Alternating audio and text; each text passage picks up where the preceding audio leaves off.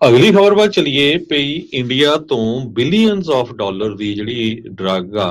ਦਵਾਈਆਂ ਆ ਮੇਰਾ ਕਹਿਣ ਦਾ ਮਤਲਬ ਉਹ ਫਾਰਮਾਸਿਊਟੀਕਲ ਕੰਪਨੀਆਂ ਤੋਂ ਅਮਰੀਕਾ ਨੇ ਖਰੀਦਣੀਆਂ ਸੀਗੀਆਂ ਉਹਨਾਂ ਪੇਸ਼ੈਂਟਸ ਦੇ ਲਈ ਜਿਨ੍ਹਾਂ ਨੂੰ ਕੈਂਸਰ ਹੈਗਾ ਹੈ ਤੇ ਇਹ ਅੱਜ ਇੱਕ ਬਹੁਤ ਵੱਡੀ ਰਿਪੋਰਟ ਆਈ ਹੈ ਇਹਦੇ ਸੰਬੰਧ ਦੇ ਵਿੱਚ ਕਿਸ ਤਰ੍ਹਾਂ ਵੀ ਜਿਹੜੀ ਇੰਡੀਆ ਦੇ ਵਿੱਚ ਇਹ ਦਵਾਈਆਂ ਬਣਦੀਆਂ ਉਹਨਾਂ 'ਚ ਕਿੰਨਾ ਜ਼ਿਆਦਾ ਪੋਲੂਸ਼ਨ ਆ ਕਿੱਦਾਂ ਉਹ ਯੂਜ਼ ਕਰੇ ਨਹੀਂ ਸਕਦੇ ਹੈਗੇ ਉਹਦਾ ਸਮਾਂ ਫਾਇਦਾ ਹੋਣ ਦੀ ਬਜਾਏ ਨੁਕਸਾਨ ਹੋਊਗਾ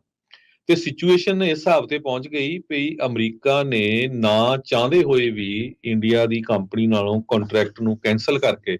ਚਾਈਨਾ ਤੋਂ ਉਹ ਜਿਹੜੀਆਂ ਦਵਾਈਆਂ ਬਣਾਉਣ ਦਾ ਜਿਹੜਾ ਆਰਡਰ ਦਿੱਤਾ ਹੈਗਾ ਕਹਿੰਦੇ ਵੀ ਸਨ 2022 ਦੇ ਜਿਹੜੇ ਆਖਰੀ ਹਫਤੇ ਸੀ ਉਹਨਾਂ ਦੇ ਵਿੱਚ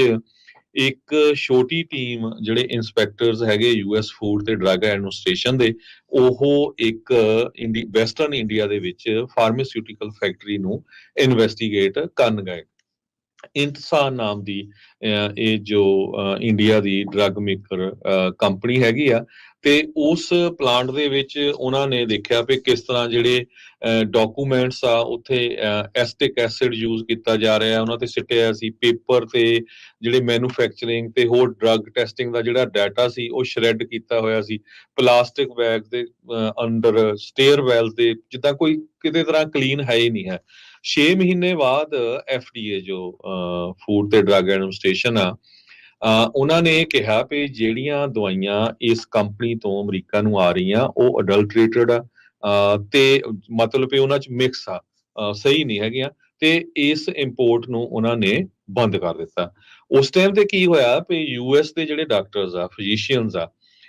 ਉਹਨਾਂ ਨੇ ਕਿਹਾ ਵੀ ਇੰਨੀ ਸਾਡੇ ਕੋਲ ਸ਼ਾਰਟੇਜ ਆ ਕੈਂਸਰ ਡਰੱਗ ਦੀ ਸ਼ਾਰਟੇਜ ਆ ਜਿਹਦੇ ਨਾਲ ਹਜ਼ਾਰਾਂ ਹੀ ਪੇਸ਼ੈਂਟਸ ਦੀ ਮੌਤ ਹੋ ਜਾਊਗੀ ਕਿਉਂਕਿ ਇਹ ਕੀਮੋਥੈਰੇਪੀ ਦੇ ਲਈ ਜੋ ਯੂਜ਼ ਕੀਤੀਆਂ ਜਾਂਦੀਆਂ ਸੀਆਂ ਇਸ ਕ੍ਰਾਈਸਿਸ ਤੋਂ ਬਾਅਦ ਵਾਸ਼ਿੰਗਟਨ ਨੂੰ ਅਲਟੀਮੇਟਲੀ ਇਹ ਅੱਜ ਇੱਕ ਨਿੱਕੀ ਦੀ ਜੋ ਰਿਪੋਰਟ ਆ ਨਿੱਕੀ ਏਸ਼ੀਆ ਕਰਕੇ ਉਹਨਾਂ ਨੇ ਛਾਪੀ ਆ ਨਾ ਚਾਹੁੰਦੇ ਹੋਏ ਵੀ ਕਿਉਂਕਿ ਅਮਰੀਕਾ ਵਾਲੇ ਵੀ ਇਹਦੇ ਬਾਰੇ ਬੜਾ ਮੀਡੀਆ 'ਚ ਨਹੀਂ ਆਏ ਕਿਉਂਕਿ ਇੱਕ ਪਾਸੇ ਦਾ ਰਿਲੇਸ਼ਨ ਬੜੇ ਖਰਾਬ ਆ ਚਾਈਨਾ ਨਾਲ ਚੱਲ ਰਿਹਾ ਦੂਜੇ ਪਾਸੇ ਬਿਲੀਅਨਸ ਆਫ ਡਾਲਰ ਦਾ ਉਹ ਦਵਾਈਆਂ ਦਾ ਪ੍ਰੋਜੈਕਟ ਚਾਈਨਾ ਨੂੰ ਦੇ ਰਿਹਾ ਕਿਉਂਕਿ ਜਦੋਂ ਡਾਕਟਰ ਨੇ ਕਿਹਾ ਵੀ ਸਾਡੇ ਤਾਂ ਹੱਥ ਖੜੇ ਹੋਣ ਲੱਗੇ ਆ ਉਸ ਤੋਂ ਬਾਅਦ ਅਮਰੀਕਾ ਦੀ ਸਰਕਾਰ ਨੇ ਚਾਈਨਾ ਦੀ ਜਿਹੜੀ ਇੱਕ ਕੁਇਲੂ ਫਾਰਮਾਸਿਊਟੀਕਲ ਕੰਪਨੀ ਆ ਜੀ ਉਹਨੂੰ ਜਾ ਕੇ ਕੰਟੈਕਟ ਕੀਤਾ ਤੇ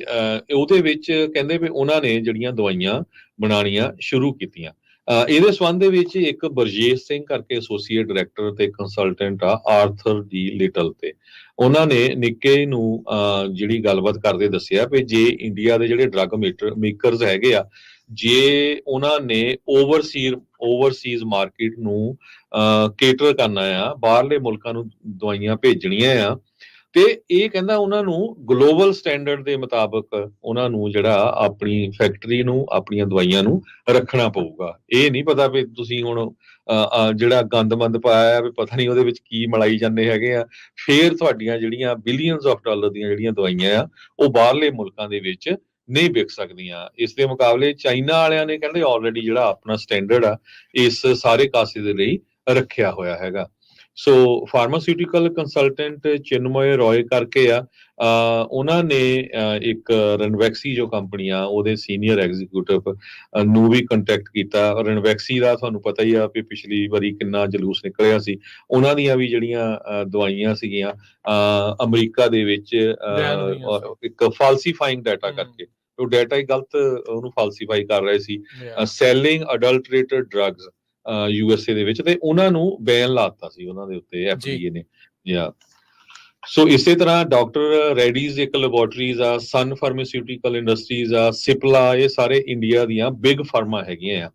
ਆ ਇਹਨਾਂ ਨੂੰ ਵੀ ਯੂਐਸ ਦੇ ਜਿਹੜੇ ਐਫਡੀਏ ਆ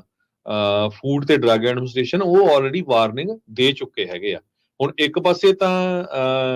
ਇੰਡੀਆ ਵਾਲੇ ਕਹਿੰਦੇ ਵੀ ਅਸੀਂ ਸੁਪਰ ਪਾਵਰ ਬਣ ਜਾ ਰਹੇ ਆ ਸਾਡੇ ਜੀ ਬਾਹਰਲੇ ਮੁਲਕਾਂ ਦੀਆਂ ਕੰਪਨੀਆਂ ਸੈਟਅਪ ਹੋ ਰਹੀਆਂ ਦੂਜੇ ਪਾਸੇ ਤੁਸੀਂ ਦੇਖ ਲਓ ਕਿ ਕੀ ਹੋ ਰਿਹਾ ਹੈਗਾ ਵੀ ਜਿਹੜੀਆਂ ਦਵਾਈਆਂ ਆ ਉਹਨਾਂ ਦੇ ਵਿੱਚ ਹੀ ਕਿੰਨੀ ਜ਼ਿਆਦਾ ਜਿਹੜਾ ਆ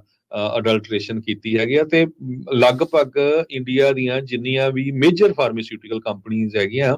ਉਹਨਾਂ ਨੂੰ ਯੂਐਸ ਦੇ ਫੂਡ ਤੇ ਡਰੱਗ ਐਡਮਿਨਿਸਟ੍ਰੇਸ਼ਨ ਵਾਲੇ ਆਲਰੇਡੀ ਵਾਰਨਿੰਗ ਦੇ ਚੁੱਕੇ